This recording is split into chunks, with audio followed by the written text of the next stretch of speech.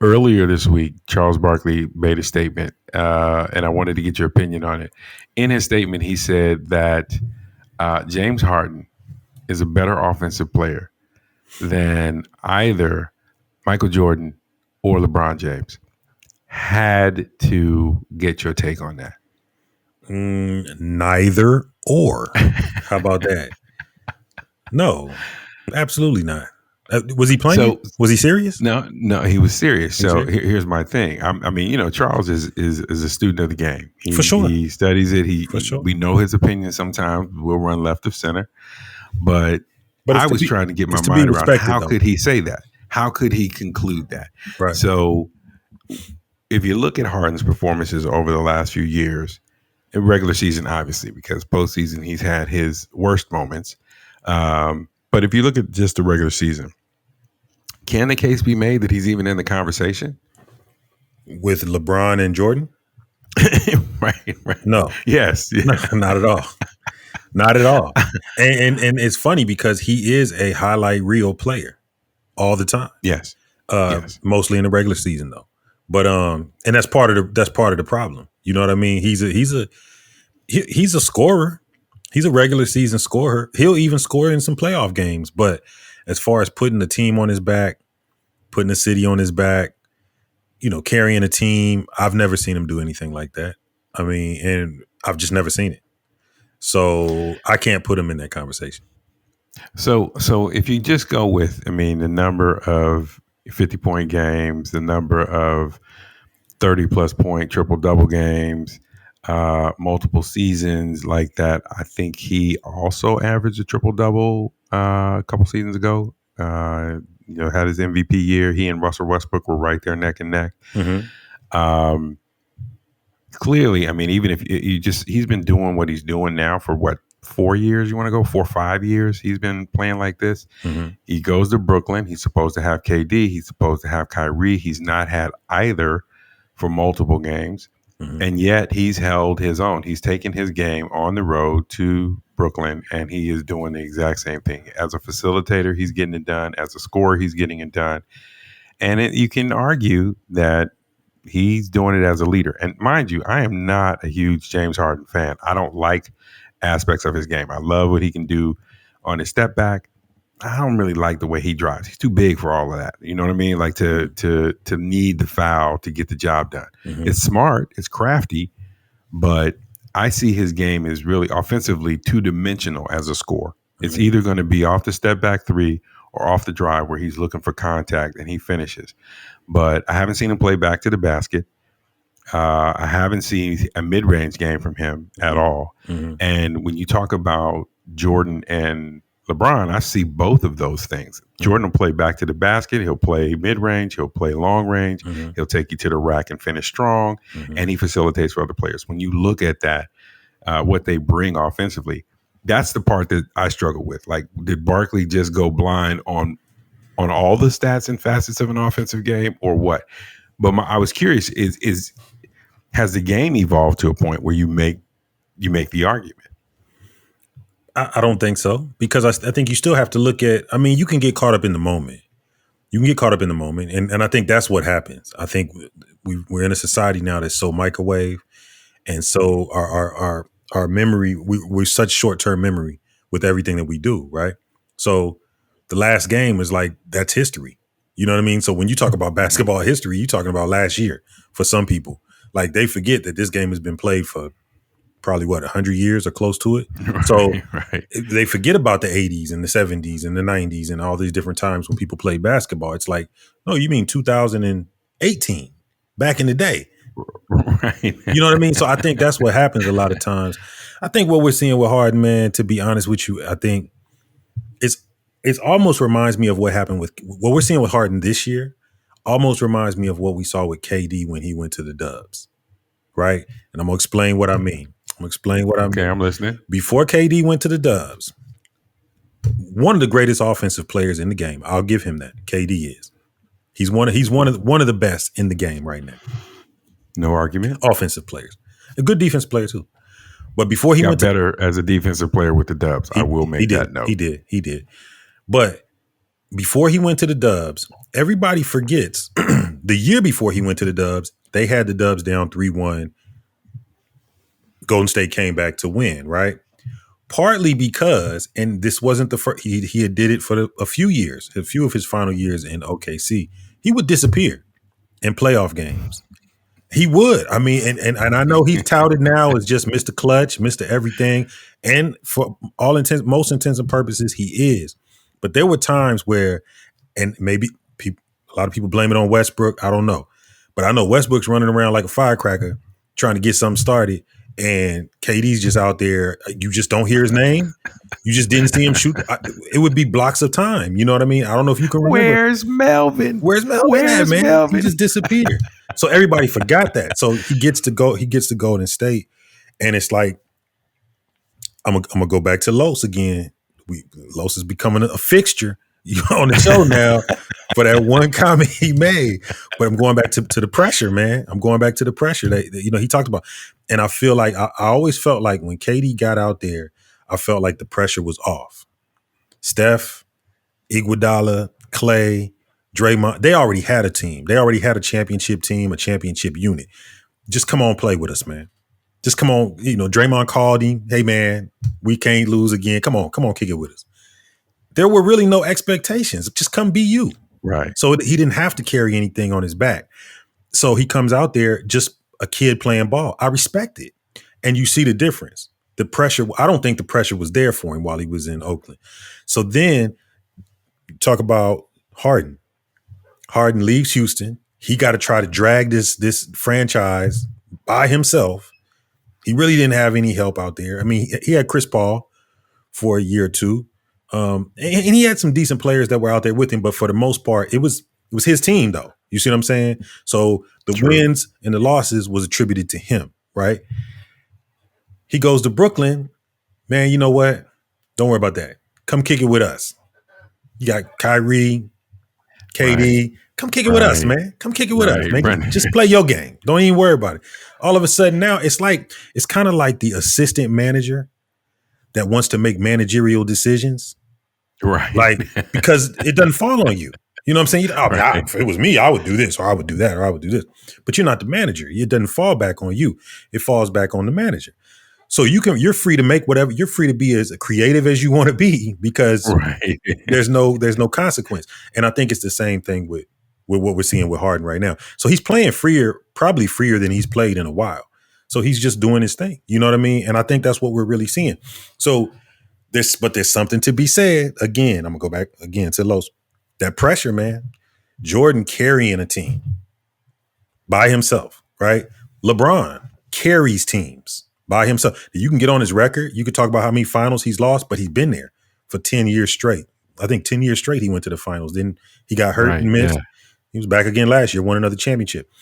Most every team he was on, he carried them. Even if he has superstars on his team, the Heat teams are debatable, with D Wade. But all those Cleveland teams and these LA teams, he's carried. So that's a different kind of pressure. You know what I mean? When he loses, oh, you're the worst thing since sliced bread. When he wins, oh, it's because he had superstars. He has to deal with that kind of stuff all the time and still show up. Well, and I think it's interesting because as you're talking, I'm seeing something I hadn't really thought about. When they were a young OKC team, it was James Harden, it was Westbrook, and it was Durant. Yep. And, they went, got dealt with by Miami, but they went, and Harden left that very next year. Yep. He played as that third wheel, and I think he was coming off the bench as a sixth man. In fact, I think he was like sixth man of the year that year. Matter of fact, yeah, and balled, and he ends up getting that big deal with Houston. Yeah. I'm wondering if this thing in Brooklyn doesn't pan out this year, Brooklyn deals Kyrie to get Westbrook out of DC. Well, so could you see that trio come back together again? And if you did, what do you think it takes? I mean, Westbrook and Durant's feud was very vocal and public. Well, that's my thing. Are they will that work? Because Westbrook he don't cut it he don't cut it short. You know what I mean? I think he's 100. I think he keeps it 100 at all times. That's what I'm saying. And here's my thing. At the end of the day, it's the Dave Chappelle skit, right? When keeping it real goes wrong. Right. Are you gonna be Calvin? Are you gonna keep it too real? Right. Or are you gonna go get that chip? And I kind of think that trio in Brooklyn could rattle off a couple if their health holds up.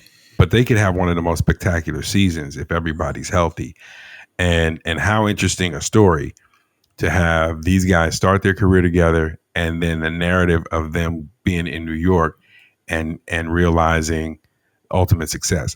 To me, actually, that's the better story for all of them, because they've all taken this really interesting journey. And I think you would end up, when their careers are over, speculating if they had stayed together, what could they be? It is a dope story, I must say. I don't know how realistic. I don't know if I could see that. I just don't know if the styles would mesh. You know what I mean? And well, I didn't think Kyrie and Harden would mesh either, to be honest with you. But you got a durable player in Harden. He's fairly durable. I mean, I haven't seen him miss a bunch of games. You got KD that, and he's proven that even when he's out, when KD and Kyrie are gone, they can still win. So I think they've got enough role players. I don't think they've got anybody they're pressed to pay. They could pay the three of those guys and really replicate what the Warriors had, right, and be right there in the thick of things in the East. I think the one caveat is, and this Embiid being out kind of raises the question, but if Philly realizes its potential, I think you have a resurgence of some real battles in the East. I think you're going to get a coaching change in Boston, or major personnel changes. Boston could be right there because they're so close. I think Milwaukee is demonstrating that there's a lot of fight in them. They'll probably be making some changes because they just need to get more consistent. But you could have the pendulum swing back east really quick. Or you could have the first time in a long time you've seen parity. You've seen a strong Eastern Conference, a strong Western Conference, and an epic final.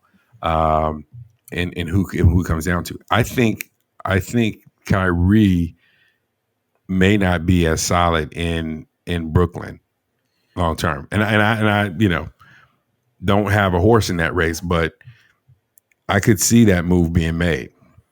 Well, I agree with you on Kyrie. I don't know what's going on with him, but I think we're closer to there being parity across the board than things switching back over to the East, because the West has made some moves as well.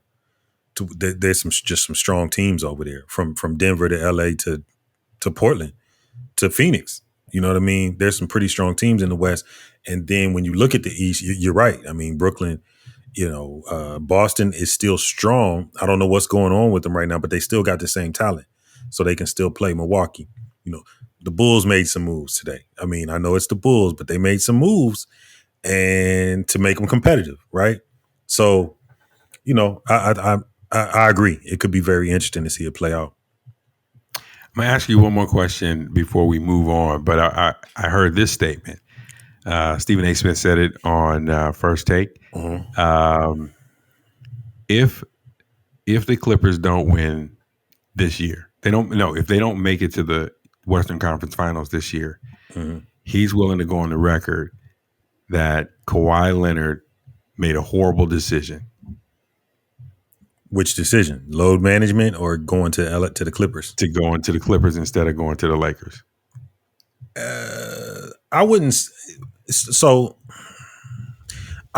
a horrible decision, but I would say I think egos get in the way of a lot of things, right? Okay. I think egos get, and I think for him, and I'm not saying necessarily in a bad way, but or maybe pride is a better word. I just think, for whatever reason, I think everybody doesn't want to play the role of, I'm going to go play with big brother LeBron, right? And I tend to think that's what it was for him. I want to go back to LA. That's where I'm from. But he had rings, so I don't know what would stand in the way of him going and playing with LeBron. But the narrative, when you go to play with LeBron, and I'm not saying it's his narrative, but with the media and everything, the pressure, again, the pressure, everything, the whole narrative is you're on LeBron's team. It's LeBron and the Lakers, right?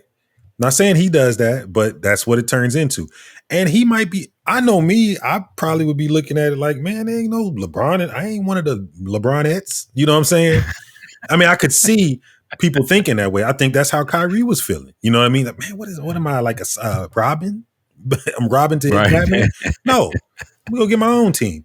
But I think egos get in the way. And I think instead of sitting back with a sound mind, with your inner circle and saying, okay, getting good advice, sound counsel, right?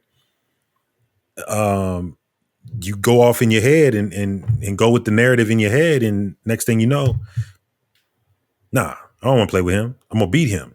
You know what I mean? I'm gonna be the king of LA, or whatever. Think about it. These are top tier athletes. You know what I mean?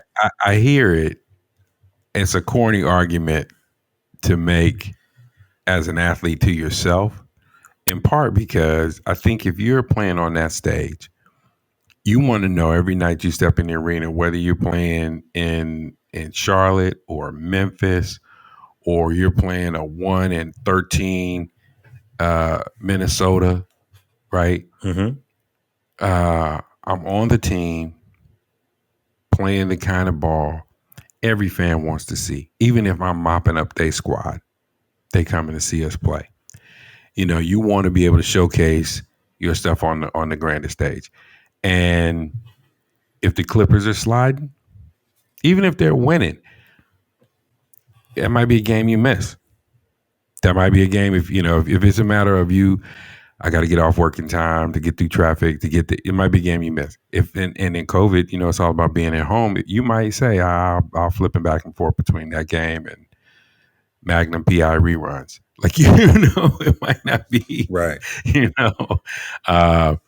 And I'm not trying to suggest that Kawhi Leonard and Paul George and the rest of the cats they got there aren't worth watching, but I can't tell you one Clippers game I've watched all the way through. They've been balling, but I think and again, Kawhi is a quiet assassin himself. He's shown up in big moments and won some big games. And I think when you watch him work, he's a tactician. But him with LeBron could have been beastly. And I don't know that LeBron would have dwarfed him, because I think LeBron and AD would have loved to have what he brings to the table. Well, I agree with that. But again, you got to think back to when you played, right? And let's go back in the day. Let's go back to the high school days or whatever. An athlete is an athlete, man. And right. You know as well as I do, testosterone is at the highest levels. You know what I mean? You're in your head. It's all about you. You got to figure out ways to motivate yourself to compete.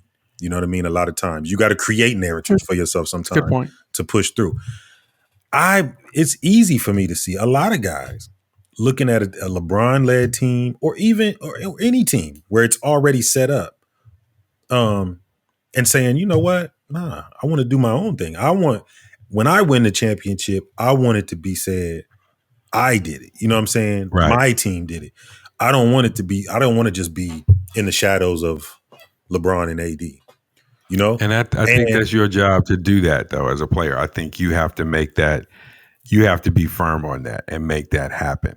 Right. And I agree. You got to be, and maybe that's a bigger statement. I definitely will say this. DAPTimers, we are going to get into stuff like this in just about a week when we launch DAPTime Sports. Big Dame and I are going to get into a whole bunch of stuff. We've already got some things lined up. It'll be a lot of fun. So make sure you tune into that broadcast, because that's going to be separate from this. I think if you haven't learned already, we're going to be launching DAPTime Sports as its own show, and keep some of the stuff you love that's more lifestyle related on this primary DAPTime channel. If you are catching this on YouTube right now, Pete Nice is probably going to throw up a post or poll, and we'll give you an option to weigh in and let us know if you think James Harden is a better offensive player than LeBron James or Michael Jordan. Let us know. Give us your vote.